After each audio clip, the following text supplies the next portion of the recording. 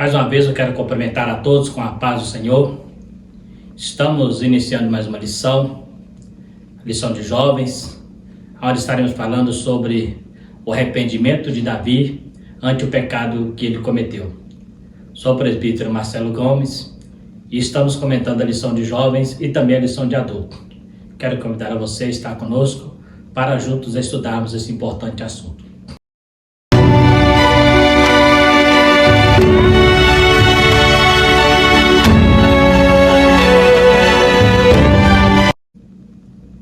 Então estaremos estudando a lição de número 7, que será ministrada no dia 14 de maio de 2023, no segundo trimestre. A lição, o título é Perdoa-me, Senhor. Então, como já temos dito, estaremos falando sobre o Salmo 51. Um salmo que retrata o arrependimento de Davi diante da repreensão do profeta Natan, pelo fato de ele ter cometido um pecado gravíssimo, como nós conhecemos, o caso do adultério com a Batseba, matando Urias, para tentar esconder ali o seu gravíssimo pecado.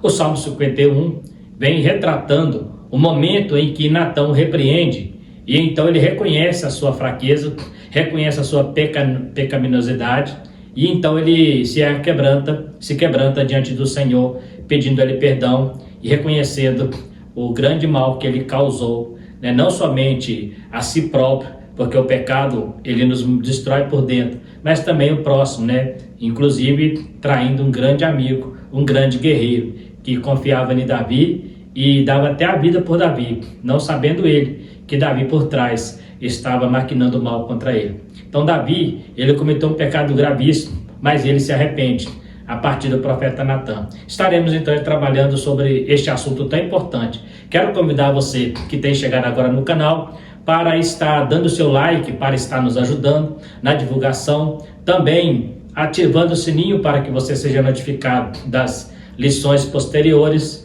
também se inscrevendo, se inscreva no canal para nos ajudar, para que possamos crescer este canal e alcançar mais gente para juntos estarmos estudando essa lição. Também compartilhando com aqueles que você conheça, para que possamos juntos fazer um grande grupo de estudantes da lição da Escola Dominical através da mídia. Quero convidar você a continuar conosco até o final deste vídeo, para juntos estarmos trabalhando dentro deste assunto tão importante, que é o arrependimento, o perdão que Davi pede por causa do seu pecado. Então a nossa lição tem aqui nosso texto principal. Tem misericórdia de mim, ó Deus, segundo a tua benignidade, apaga as minhas transgressões segundo a multidão das tuas misericórdias. Então nós vemos aqui que Davi reconhecia a benignidade de Deus e a multidão da misericórdia, somente Deus para perdoar tamanho pecado. Para viver em processo de restauração espiritual é preciso reconhecer a benignidade e misericórdia de Deus, bem como confessar o pecado praticado e abandoná-lo. Não adianta confessar e permanecer no pecado. Precisamos confessar o pecado e também abandoná-lo. Então, para ter uma restauração espiritual, esse é o primeiro passo. Primeiro, reconhecer que sou pecador e que não sou merecedor nem mesmo de estar vivo, mas apelar, como o salmista Davi, para a benignidade do Senhor e para a sua misericórdia, que é manifesta para nós através da cruz do Calvário, através do sacrifício de Jesus ali em nosso lugar na cruz. Então precisamos reconhecer que somos pecadores e precisamos cada dia estar pedindo a Deus para nos dar força, para vencer este mal tão grave que tem nos atingido desde a queda, e que nós possamos vencer este corpo de pecado, para que um dia possamos alcançar um corpo perfeito, onde a natureza pecaminosa será banida. Então estaremos estudando sobre esse importante assunto. O Salmo 51 é um dos salmos penitenciais. Esse salmo nos mostra a confissão do pecado de Davi depois de ser confrontado por Natã. Por quê? São pelo menos 6 salmos que são chamados salmos penitenciais, ou salmos de penitência. E são divisões que os rabinos fazem em alguns salmos. Então nós vemos aqui que esse aqui é um dos salmos que Davi, a oração de Davi, quando ele pecou, e repreendido por Natã.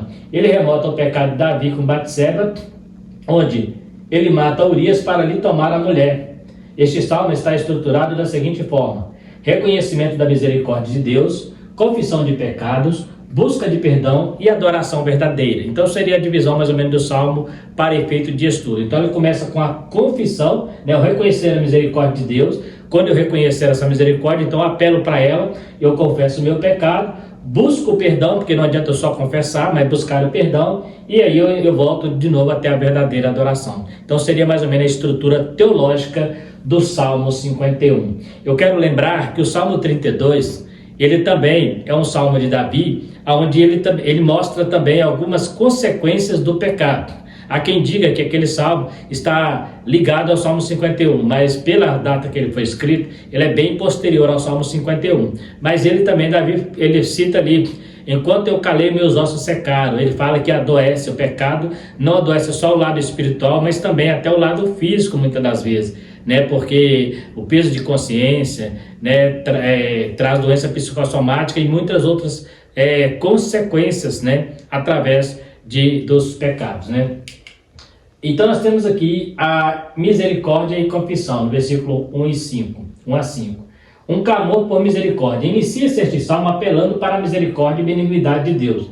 Davi, ao reconhecer o seu pecado, entende que, mesmo diante de um pecado tão grande, Deus, através da sua imensa misericórdia e benignidade, é o único que pode limpar o pecador de sua imundícia, né? Isaías capítulo 1, 18 diz: ainda que sejam como escarlate, se tornam branco como a neve. Então somente Jesus pode perdoar pecado, pode nos purificar, somente Deus pode fazer isso. E Davi entendia que a única salvação para ele, diante do que ele fez, era somente a misericórdia de Deus, né? Pela lei, inclusive, ele deveria ser apedrejado pelo fato do adultério, né? Então, e do homicídio também, porque ele matou Urias usando de artimanha, usando o seu poder de rei. E ali, né, como você voltar ali na história, você vai ver que ele pediu que Joabe colocasse Urias na frente da batalha onde fosse mais ferrenha e recuasse para que Urias morresse. E é interessante, eu gosto de lembrar que ao fato de Davi matar Urias, o pecado foi tão cruel que morreu mais ou menos uns 30 homens junto com Urias.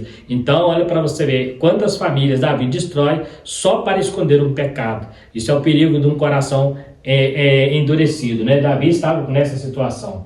Então eu gosto de dizer que Davi, ele a princípio parece que ele não tinha nem intenção de confessar o pecado. Ele só confessa depois que Natã o repreende. Observa que Natã, ele lança uma parábola e Davi, ele falou: digno de morte este homem. Então ele sabia que a sentença seria a morte para o homem que roubasse uma ovelha. E ele não sabia que Natã estava falando dele mesmo, que roubou não só uma ovelha, mas roubou uma mulher. Na parábola, a ovelha foi tomada do seu senhor, do seu dono, mas ele não foi morto. Davi, além de tomar a ovelha, que seria Batseba, ainda mata o dono da ovelha. Então ele traçou a morte para um homem que roubou uma ovelha. E Natã fala: pois esse homem é você.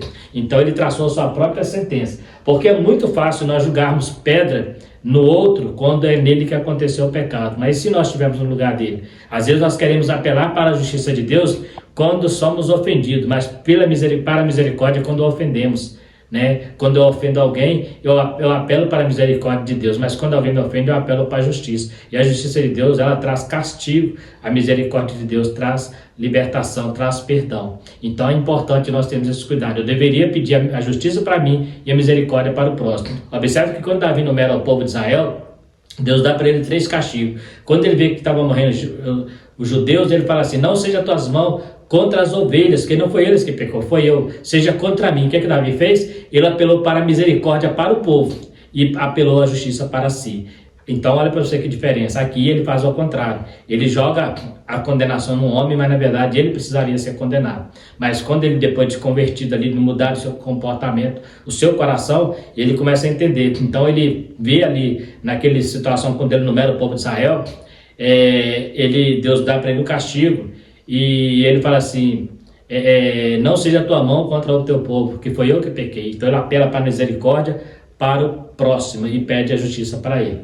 Então a gente vê aí que é interessante. Por que eu gosto de dizer que às vezes parece, né, Davi precisou ser repreendido? É porque quando você vai lendo a história, Davi, ele escondeu esse pecado por um bom tempo. Não se sabe quanto tempo será. Há quem diga que ele escondeu esse pecado até nos meses, faltando os últimos dias para a gestação, para a gravidez, para a criança nascer. né? Não se sabe certo quanto tempo ele escondeu o pecado, mas precisou que um profeta saísse da sua casa e tivesse que ir lá repreendê-lo. Então, será que se aquele profeta não repreendesse, Davi confessaria esse pecado ou tentaria esconder como ele tentou fazer desde o início? Essa é uma questão que precisa ser pensada. Será quanto tempo Davi permaneceria neste pecado? Será quanto tempo Davi ia esconder esse pecado? Às vezes precisa que Deus levanta homens de Deus e mulheres de Deus para alertar as pessoas do pecado, porque uma hora a conta vai vir, uma hora a cobrança vai vir. E Davi teve a graça, teve a sorte, a misericórdia, melhor dizendo, de que Deus levantasse um profeta, porque Deus, ele não tem prazer na morte do ímpio, na morte do pecador, mas ele tem prazer que ele se arrependa. Então, muitas vezes, quando está sendo avisado, é melhor ouvir o conselho de Deus, porque senão pode ser tarde demais. Então ele traça a sentença aqui, quando ele conta a parábola, ele fala, digno de homem, digno de morte este homem, né? Então ele fala assim, aquele homem que roubou ovelha. E olha o que Davi tinha feito, ele não roubou só uma ovelha, né? Uma ovelha é uma coisa significante, uma ovelha é coisa que você substitui, mas a esposa do Urias era insubstituível, né? Era a esposa de um grande soldado, inclusive um soldado valoroso, honrado, digno e que respeitava Davi, não só Davi, mas seus compatriotas que estavam na batalha. Era um homem de dignidade. E Davi, um homem de Deus, fazer tamanha crueldade só por causa de um pecado de adultério, por causa da mulher de Urias. E detalhe, Davi tinha outras mulheres, né? Ele não era uma pessoa que não tinha mulheres, ele tinha várias mulheres, mas ele quis pegar mais uma, né? Então olha que ponto chega o pecado no coração do homem, mesmo sendo ungido de Deus. Isso nos traz um grande alerta, que nós somos cristãos, mas não pense que só porque você está jejuando, orando, que isso vai te proteger. O que te protege é a vigilância, isso só te fortalece, mas o que te protege é a vigilância. Nós observamos aqui que Davi era ungido do Senhor, mas em algum momento da vida dele, ele deixou de vigiar, e foi o ponto certo que Satanás precisou para julgar no coração esse grande pecado. Não só essa vez, mas no final também, lá no livro de Samuel, fala sobre a numeração do povo, onde diz a Bíblia que Satanás incitou Davi a numerar o povo de Israel. Olha para você ver. Então, cuidado, não pense, não existe super crente, nós estamos de pé, é pela graça de Deus, é pela misericórdia de Deus. Então, precisamos vigiar todos os dias e sempre pedir ao Senhor. Davi ficou tão fiel a Deus, né, depois desse episódio, que ele chegou a escrever um salmo dizendo, purifica-me até dos pecados ocultos, aqueles que eu não sei, porque ele começou a entender, né? Ele estava no processo ainda, né? Então é importante nós termos essa visão. Deus é quem remove o pecado. Embora Davi tenha pecado contra Urias, ele confessa que somente contra Deus pecou. Ele comete pelo menos 3 transgressões nesse período que está lá no Decálogo, né? Capítulo 20, e o versículo 1 a 17. Por quê? Nos 10 mandamentos são a lei áurea, né, dos judeus, né, a carta magna dos judeus, aonde está ali o decálogo, a primeira lei, né, oral que eles receberam, escrita, melhor dizendo, ali na pedra, os 10 mandamentos. E lá nos 10 mandamentos existia, né, pelo menos 3 pecados que Davi cometeu. Primeiro, ele feriu o 6º mandamento. Por quê? Ele matou Urias, ainda que não foi com a espada dele, mas ele matou Urias. Então ele cometeu um homicídio. E lá fala, não matarás. E depois ele cometeu outro pecado que está no 7º mandamento, que é no versículo 14.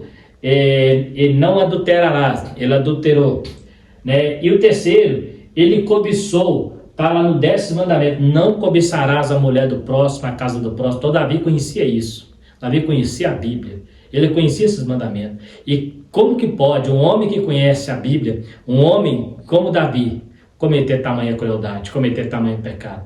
Então cuidado, nem sempre o fato de eu conhecer algo me isenta de cometer pecados. Eu posso conhecer a Bíblia de capa a capa, mas eu posso estar cometendo pecado, principalmente quando eu cauterizo a minha mente e não deixo o Espírito Santo me alertar a cada dia. Então é importante termos essa visão. Davi cometeu pecado porque ele não estava diante da guerra. Ele fala assim, no tempo em que os reis saíam à guerra, Davi manda Joabe. Nos tempos que reis saiu à guerra, Davi fica em casa na ociosidade, fica em casa sem nada para fazer. E é nesse momento, como tem um ditado popular, mente vazia é a oficina do diabo. É neste momento, naquele momento que você acha que você não precisa estar em certo lugar, que tem alguém para fazer por você, é neste momento que Deus pode, que o diabo pode te atacar. Eliseu, quando ele foi ressuscitar o menino daquela viúva, né, daquela mulher, da sunamita, ele manda Geazi lá para ressuscitar o menino. Só que não acontece nada. E ele, quando vê a mulher, fala assim: essa mulher está amargurada e Deus não me revelou. Por quê? Porque Eliseu, é ele que tinha que ir, não mandar servo para fazer o trabalho dele. Então nós vemos aqui que quando eu mando alguém fazer o trabalho que Deus colocou na minha mão e eu fico na ociosidade, eu estou num risco muito grande de cair numa situação como estes homens, né? Eliseu era um homem que sabia dos conselhos do rei da Síria, mas não sabia o que aquela mulher tinha. Por quê? Porque naquele momento ele estava preocupado em agradar aquela mulher, né? E ele falou: tem alguma coisa que eu posso falar ao rei diante para você? Então assim, ele estava querendo retribuir a bênção dela, e ela nem gostou inclusive. Mas depois a gente vê que o menino morre e ela vem, né? E ali Deus oculta para Eliseu o que ela estava sentindo. Buscando a restauração, purificando a vida interior. Como disse Davi, nascemos em pecado, somos herdeiros da natureza pecaminosa de Adão. Por isso a nossa inclinação é para o pecado, é natural. O homem peca porque a natureza é pecaminosa. Davi fala: nós já nascemos em pecado gerou a minha mãe, né? Me gerou a minha mãe. Então o pecado está em nossa vida, nós temos a natureza pecaminosa e é o nosso maior inimigo. Temos que lutar contra ele todo dia, um leão por dia que nós temos que matar para vencer o inimigo, inimigo que é o pecado, que a Bíblia diz que ele fica tão de perto, né? O diabo usa essa fraqueza, essa natureza pecaminosa para nos levar a tirar da presença de Deus, né? Então precisamos ter esse cuidado. O pecado está no interior do ser humano e só Cristo, através do seu sangue, pode nos purificar. O pecado gera a morte, o perdão gera a vida. Então a Bíblia diz que o salário do pecado é a morte, lá em Romanos 6:23, né? O salário do pecado é a morte, mas o dom gratuito de Deus é a vida eterna. Então o pecado ele veio para te dar morte, para te condenar, né? O apóstolo Paulo, ele fala: quem me livrará do corpo dessa morte, né? Então o pecado ele só vai nos prejudicar. E o maior prejuízo que temos em relação ao pecado não é só o fato de vivermos em pecado, mas é o fato de ele nos afastar da presença de Deus e da salvação eterna. O pecado gera morte, o perdão de Deus gera vida. O pecado é uma teia de aranha. Depois de cair nela, só uma força externa pode nos livrar, né? Quem nunca viu, por exemplo, uma teia de aranha, a aranha ali arma a sua teia e ali o inseto vem, ele não consegue enxergar a teia. O que ele faz? Ele fica grudado, ele fica embaraçado naquela teia. E quando ele fica embaraçado naquela teia, a aranha já está vindo para sugá-lo. Então o que acontece? Quanto mais ele se mexe, mais ele se prende, né? Ele não consegue se soltar. Enquanto mais ele se mexe, mais ele se prende. Então, para que ele se solte, somente uma força externa, alguém para ir lá tirá-lo, né? Ou uma situação de um galho do árvore, por exemplo, cair ali naquela teia e arrebentar a teia, somente uma força externa. O pecado é a mesma coisa. Quando você se embaraça no pecado, você não consegue se livrar, você não consegue se libertar. Precisa de uma força externa para ir lá e te arrancar das garras do pecado. E essa força externa chama Jesus. Essa força externa é o sangue de Cristo que nos purifica de todo o pecado. A Bíblia diz: filhinhos, não pequeis, mas se pecar, tem um consolador junto ao Pai, um advogado junto ao Pai. Então é a força externa que você precisa. A Bíblia diz que quem milita a milícia dessa vida não se embaraça com coisas dessa vida. Quem milita a milícia de Deus, né? A batalha na vida espiritual, está sempre na presença de Deus, buscando a presença do Senhor, ele não pode se embaraçar. Não quer dizer que ele não possa viver, que ele não tenha que viver. Vivemos no mundo, mas não pertencemos ao mundo. Ainda que somos do mundo fisicamente, mas no mundo espiritual, nós pertencemos ao reino do céu. E é lá que rege a nossa lei. Então precisamos ter esse cuidado, para que não venhamos cair nessa teia embaraçosa. E o pecado, depois o salmista, no outro salmo, ele diz um abismo, né? Chama outro abismo, né? Então, você vai encontrar essa dificuldade. Quando a pessoa está no pecado, ele vai só acrescentando pecado a pecado. E chega uma hora em que o pecado não incomoda mais. Aí é o problema. Quando o pecado não nos incomoda mais, aí nós estamos caindo numa apostasia espiritual. Precisamos ter esse cuidado. Restituindo a alegria e o júbilo. O salmista pede a Deus que torne e dá-lhe a alegria da salvação. Ele estava perdendo a alegria e o júbilo da presença de Deus. Interessante que ele não pede a Deus para, né, não tire de mim o reino, não tire de mim o glamour, não tire de mim a fama, mas ele pede a Deus: não tire de mim a alegria da salvação. Ele precisava entender, Davi entendia que tudo que ele fazia nessa terra, o mais importante era glorificar a Deus. Quando ele dançava diante da arca, a mulher dele, Mical, chamou ele de um vagabundo, mas ele falou o que estava fazendo na presença de Deus. Davi sabia a importância de estar alegre, de estar jubilando na presença do Senhor. E ele começou a perder isso por causa do pecado, porque o pecado nos tira o prazer de estar aonde Deus está. O pecado nos afasta, o pecado faz nos esconder de Deus, assim como Adão se escondeu atrás da árvore. Davi estava nesse ponto de sentir que o pecado estava afastando. Então ele começa a orar a Deus e fala: torna-me a dar a alegria da salvação e não retire de mim o teu espírito. Porque ele sabia que sem isso ele não seria ninguém. Então, onde reinava a alegria, fica o peso de consciência e angústia. O salmista sabia que nada mais importava se não sentisse mais a presença de Deus. Então é importante. Nós vemos muitas pessoas hoje no mundão aí que eles falam que são alegres. Muitas vezes é euforia. A alegria, ela é permanente, ela te traz paz, te traz tranquilidade, né? Não é aquela alegria que eu vivo sorrindo e tem nem todo mundo que está sorrindo quer dizer que ele está alegre. Pode ser um momento eufórico, né? Um momento de êxtase, mas a alegria é verdadeira, ela traz paz de espírito, ela traz tranquilidade, até diante da dificuldade, né? Nós aprendemos a ser felizes, porque sabemos que em tudo Deus está no controle. Então, Davi estava mais preocupado em não perder a sua alegria diante de Deus. A restauração começa pela renovação interior. Precisamos entender que a restauração começa no interior do homem. O Espírito Santo sempre batalha na nossa consciência para nos convencer de nossos pecados e nos levará a entender que precisamos limpar o nosso coração para que ele faça morada antes que seja tarde demais. Então o Espírito Santo, ele está sempre batendo na porta, sempre nos orientando, nos mostrando o caminho, nos iluminando, nos ensinando como sair fora. Por quê? Porque pode chegar um tempo, Hebreus capítulo 6, em que a pessoa não terá a mente tão fechada que não vai conseguir mais perceber que é um pecador e vai apostatar da fé. E a apostasia é um grave perigo, né? A pessoa que se apostata da fé é uma grande possibilidade dele não conseguir retornar mais. É muito longe do caminho. Pode ser que você não tenha tempo de voltar. Então, cuidado. Se você está indo muito longe, peça a Deus, né? Abra os teus olhos, deixa os profetas, deixa os Natan falar com você. Quem sabe você que é um jovem, está indo na cabeça de pessoas, né? Na sua faculdade. Eles estão começando a te convencer que nem tudo que você crê é necessário, nem todo princípio que você tem é importante. Pode ser que você lá vai se afastando do caminho. Que muitas vezes até tentam dizer, você tem que ser igual a nós, né? Você tem que fazer parte da galera.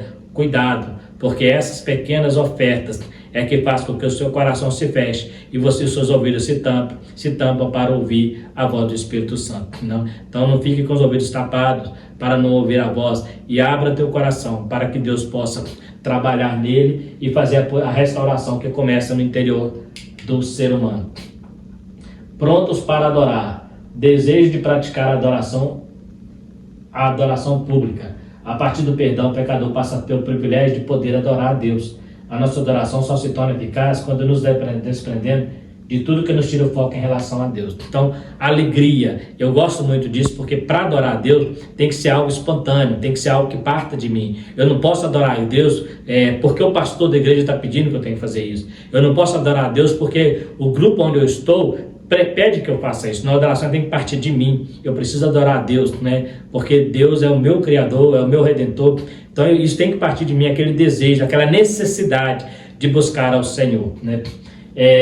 A adoração não pode ser um ato religioso, deve partir da nossa devoção sincera. Adoramos a Deus pelo que Ele é e o louvamos pelo que Ele faz. Então, eu adoro a Deus porque Deus é Deus, porque Ele é o Senhor dos Senhores, Ele é o Criador do Universo, Ele é onipotente. Então, eu adoro Ele porque Ele é o único digno de ser adorado. E o louvo por tudo que Ele faz, pelas obras das tuas mãos, pela criação, por tudo eu louvarei. Então isso tem que partir do meu coração, eu tenho que sentir esse desejo de estar na presença de Deus. Eu não preciso estar numa igreja, eu não preciso ir para a igreja para sentir isso. Eu tenho que sentir todos os momentos da minha vida. É evidente que na igreja eu tenho uma facilidade maior porque eu estou num grupo de pessoas que estão com o mesmo propósito. Mas tem gente que acha que só vai sentir a presença de Deus se ele estiver dentro de uma igreja. E isso é muito perigoso, porque você pode estar dentro de uma igreja, tem muita gente como aquela dracma, dentro de igreja, mas está perdido. Então precisa você sim focar na adoração a Deus. E quando você for à igreja, você não vai para buscar culto, você vai para levar culto, você vai para levar adoração, você vai para adorar o Senhor junto com os demais, como o povo fazia lá no templo, a ponto de a glória de Deus permanecer lá e eles não conseguirem ficar lá dentro de tanta glória de Deus, Então a adoração não pode ser um ato religioso. Por quê? Porque existe muitos crentes que são assim. Eles gostam de ir na igreja todos os dias e gostam de ficar mostrando que estão ali. Eles gostam de ficar mostrando que são praticantes, né? Que são religiosos mesmo, que estão ali fazendo. Né? Se ele ora de madrugada, ele faz questão que alguém descubra, de uma certa maneira, ele gosta de mostrar que ele faz isso. Se ele jejuma uma hora ou outra, ele vai contar que ele jejuou, né? Se ele pregou para uma pessoa e a pessoa aceitou Jesus, né? Ele faz questão, né? Não que você não tenha que testemunhar, é lógico, mas às vezes faz para se engrandecer, né? Então, cuidado com a vaidade. A vaidade foi o que derrubou Satanás. Então, eu posso testemunhar das coisas assim, mas a minha vida íntima, eu gosto de sempre dizer isso. A tua vida íntima é você e Deus. Não fique contando tudo que você... eu orei de madrugada, eu fiz isso. Cuidado, né? Isso é muito perigoso porque nasce aí uma falsa espiritualidade, um ato de religião. Os fariseus gostavam de orar nas praças para que o povo visse, né? Eles gostavam de jejuar, transfigurando o rosto para que o povo visse que eles estavam em jejum. E quando ia dar o dízimo, eles faziam questão de levantar as mãos para que o povo visse que eles estavam dizimando. Obras da carne, mesmo fazendo aparentemente sendo a obra de Deus, é obra da carne, porque eles faziam para que os outros o vissem, né? Hoje, por exemplo, existem vigílias, né? Que você vai no culto de vigílias, fala que é culto de vigília, mas você chega lá, tem mais música, mais pregação do que de joelho dobrado, né? Então, assim, em pouco tempo eu fui na vigília, onde tinha 3 pregadores para pregar durante a vigília, uma vigília de 5 horas, o máximo que oramos foi 40 minutos, o resto foi pregação e cantarola. Para mim foi mais um culto na madrugada do que uma vigília, né? Então, a gente tem que tomar cuidado para a gente não estar substituindo, né, o nosso momento de penitência, que uma vigília é um momento de penitência. É o momento de você estar ali de joelhos dobrados, derramando lágrimas, né? A vigília é um momento de penitência, o jejum é um momento de penitência. Nós estamos falando de um salmo penitencial, né? Um salmo onde há penitência, onde os judeus tinham o hábito de rasgar as vestes e deitar no pó e cobrir a cabeça de terra e de cinza para se humilhar diante de Deus. Não existia nenhuma vaidade, é questão de humilhação. Então esse salmo nos mostra como Davi chegou a esse ponto de ele entender que ele precisava se humilhar diante de Deus, porque ele fala assim, quando a gente fala sobre essa questão aqui do ato religioso, é porque o Davi fala assim, se o Senhor quisesse sacrifício, eu os daria, mas ele fala assim, mas o Senhor não quer sacrifício, o Senhor quer um coração contrito, o Senhor não quer o teu jejum, o Senhor não quer a tua oração. Aí você fala assim, Marcelo, então não tem que orar, não tem que jejuar? Não é isso que eu estou dizendo. Eu estou dizendo que o Senhor quer o teu coração contrito. Um coração contrito estará orando ao Senhor. Um coração contrito vai jejuar. Um coração contrito vai vigiar. Um coração contrito vai estar louvando a Deus. Só que tem invertido o papel. Tem gente que está achando que isso é que faz você ser um bom cristão, né? Tem muita gente cantando música evangélica de adoração, mas não está adorando ao Senhor. Tem muitos pregadores pregando a palavra de Deus, mas não está vivendo o que prega, né? Estão jejuando, mas jejuando para o homem saber que ele jejua, não é para Deus, né? E não está mudando nada. Então, cuidado com a religiosidade, porque a religiosidade, ela nos cega, ela nos engana e nos leva a caminhos que a Bíblia não nos autoriza, né? Então, é isso que Davi fala, se fosse sacrifício, eu os daria, mas o Senhor não quer sacrifício. O próprio Davi, o homem que oferecia sacrifício, ele está dizendo, o Senhor não quer sacrifício, o Senhor quer um coração contrito. Sacrifício é consequência de um coração contrito. No versículo 16 e 17, o salmista faz uma comparação ao sistema levítico de sacrifício. Demonstra que não adianta sacrifício se ele for só um ato religioso. Para Deus vale mais o coração contrito do que sacrifício. Samuel disse para Saul, obedecer é melhor do que sacrificar. Não adianta uma vida de sacrifícios que não agrada a Deus. O que Deus fez com Saul? Deus tirou o reino de Saul porque ele desobedeceu a ordem, né? Quando era para matar os amalequitas, ele separou os bois e falou, é para o Senhor, né? Eu separei os bois, poupei o melhor das ovelhas para o Senhor. Aí Samuel fala assim, importa mais obedecer a Deus do que sacrifício. Então, se você não obedece a Deus, seu sacrifício não vale nada. Se você não ama teu próximo, seu sacrifício não vale nada. Se você não tem condição de perdoar, teu sacrifício não vale nada. Se você não tem condição de perdoar o teu próximo, de viver em paz, de ser um pacificador, a sua oração não está valendo nada. É só religiosidade, né? É a famosa reza. Você repete repetições de palavras sem efeito algum, né? Hoje tem pessoas que vão orar, procuram na sua oração colocar palavras bonitas, palavras que ele teve que olhar no dicionário. que palavras é aquela para expressar na sua oração, como se isso impactasse, como se isso, isso pode impactar quem está do seu lado, mas para Deus isso não tem valor algum, porque para Deus o valor que tem é a misericórdia, Lembra do samaritano e do publicano, né, do fariseu e publicano? O fariseu falava, não sou pecador como este homem, mas o publicano só batia no peito e falava, tenha misericórdia de mim, tenha misericórdia de mim. Jesus falou assim, quem são justificados? Aquele que pedia misericórdia. Agora tem gente que vai orar, ele parece que, a oração dele parece mais uma poesia. Ele fica procurando palavras difíceis para expressar ali seu sentimento como se fosse um poeta, um Shakespeare espiritual. Cuidado, você pode estar orando e perdendo seu tempo. A oração ela tem que partir do interior, ela tem que partir da sua necessidade, ela tem que partir das suas lágrimas, do seu sacrifício a Deus. Você tem que prostrar diante de Deus e entender como Deus é tão poderoso, como Ele é tão grande, somos tão pequenos, como Ele é tão forte, somos tão fracos. Precisamos entender que Ele é o maior de todos e nós somos só os seus servos. Então, é esse quebrantamento de espírito é que Deus cobra de nós, né? E aí, desse quebrantamento, vem as outras coisas que nós devemos fazer, que é nos sacrificar para manter isso, né? Fazendo bem para os outros. A partir de uma vida piedosa, o salmista diz que ensinará a outros o caminho de Deus, a Deus. Isso é uma obrigação do cristão, anunciar o perdão dos pecados aos transgressores. Presta atenção. Se Natan não tivesse repreendido Davi talvez não teria se arrependido, talvez teria deixado aquilo baixo, né? Deixado escondido, porque ele tentou fazer isso. Alguém fala assim, não, Marcelo, mas Deus ia prover outra maneira. Nem sempre. Existe situação que tem que partir de mim. Esse arrependimento de Davi não partiu direto dele. Leia o texto. Partiu de Natan, vou repreender. A partir de repreendê-lo é que ele arrependeu. Então, aí você fala assim, mas Davi não sabia, né? Davi não era leigo, ele conhecia a lei, conhecia a palavra, ele sabia que aquilo que ele fez era pecado, ele tinha certeza. Só que ele estava tão cego que ele não conseguia enxergar. Ele enxergou o pecado do homem que matou a ovelhinha, mas não enxergou o pecado dele. Então precisou de Deus levantar um profeta para ir lá repreender. Pensa bem, às vezes Deus precisa levantar homens e mulheres para repreender, porque ele usa profetas, ele falou para os judeus, eu enviei profeta para vocês, madrugando, chorando, para vos repreender. Então, quando eles foram para o cativeiro, eles foram conscientes que estavam indo pelo próprio pecado, não por falta de aviso, né? Muita gente vai para o inferno. Não é por falta de aviso, é porque ele realmente não quis ouvir o que o Espírito diz às igrejas, como está lá nas igrejas da Ásia. Então, abre os teus ouvidos e deixa Deus falar com você. Então, quando ele entendeu o caminho, vai dizer, agora eu vou ensinar para os transgressores. Como Deus me perdoou, vou ensinar que Deus pode perdoar qualquer pecado a partir do arrependimento. É lógico que nesse contexto aqui, né? Se eu falar qualquer pecado, nós sabemos que a blasfêmia contra o Espírito Santo não é perdoada nem nessa vida nem na outra. Mas o pecado do ser humano pode ser perdoado. E Davi entendeu isso assim, agora eu vou anunciar isso para os transgressores. O que Davi estava dizendo? Trocando em miúdos, ele estava dizendo assim, eu vou ensinar isso para aqueles que estão fazendo igual eu fiz. Se Deus me perdoou porque eu me arrependi, então se ele se arrepender, Deus perdoa eles também, né? Então ele virou, agora ele está fazendo o papel do profeta Natan. Deus precisa levantar homens e mulheres que tenham coragem de confrontar.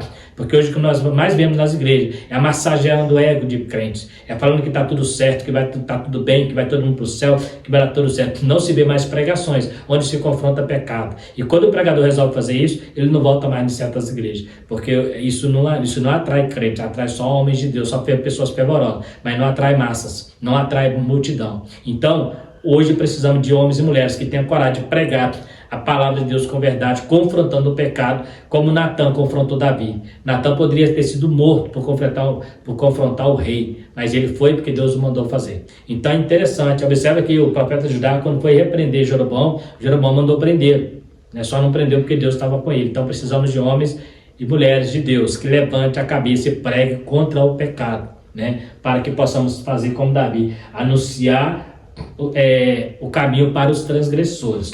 E eu estou dizendo, não é no mundo, muitas vezes dentro da própria igreja.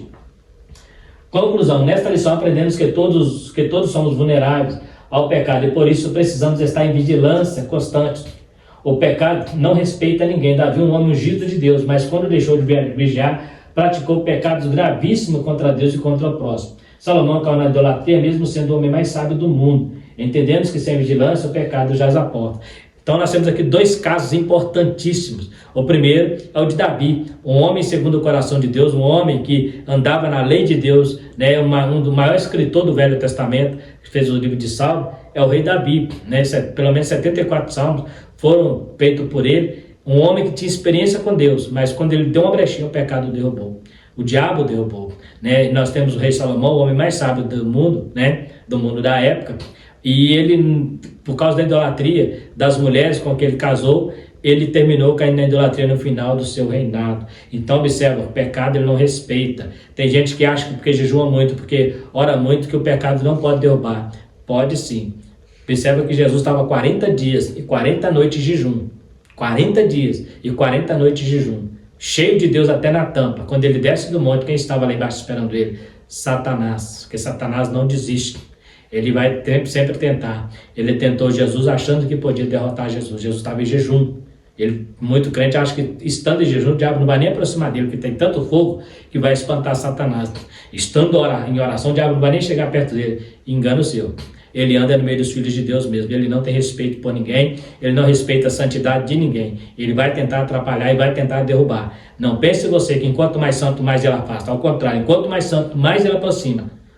Quanto mais santo, mais ele vai tentar, né? Por quê? Porque ele quer impedir que você seja santo, né? Então, vigie, toma cuidado e faça sempre essa oração de Davi, sempre confesse, né? Que nós possamos sempre confessar os nossos pecados ao Senhor, que a Bíblia diz que aquele que confessa e deixa, alcança misericórdia. É o que aconteceu com o salmista e com muitos outros homens de Deus, que diante do pecado, eles conseguiram entender que precisava reconhecer as suas fragilidades, entregou o caminho para o Senhor. O Senhor transforma todo o caminho em caminhos planos, caminhos tortuosos, Ele transforma em caminhos planos. Então que Deus possa nos dar essa graça de poder estar sempre atento. Quando vê que o pecado está à porta, nós orarmos a Deus e pedir ao Senhor nos dê sabedoria, para que possamos viver uma vida de santidade afastada do pecado, né? Porque o pecado, ele traz tristeza, ele traz angústia e pode nos trazer condenação. Enquanto a vida de Jesus, enquanto o dom de Deus é a vida, né? O pecado, o salário dele é a morte. Por isso precisamos combater ele todos os dias. Então está aí mais uma lição falando sobre o Salmo 51. Que Deus possa abençoar você que ficou até o final do vídeo. Quero agradecer por ter ficado com a gente até aqui. Se você tiver alguma dúvida em relação ao assunto, pode estar fazendo comentário. Na medida do possível estaremos respondendo. Quero pedir a você também que chegou até o final, que dê o seu like para estar nos ajudando na divulgação deste trabalho. Também ativando o sininho para receber as notificações. Nós temos lecionado a lição de adulto e de jovens, compartilhando, né, com aqueles que você conhece e também se inscrever. E no mais, eu quero agradecer a todos vocês. Fiquem todos com Deus e até a próxima lição, se Deus quiser.